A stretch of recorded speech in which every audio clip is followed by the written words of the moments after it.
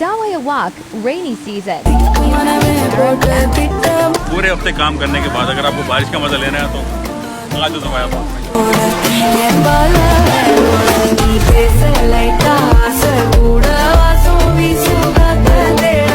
जहाँ भी बारिश होगी आपको भाई हाशिम वहाँ पर जरूर नजर आएगा। और कीमे के साथ में एक पूरी और एक पराठा, साथ में आपको चाय का पीना।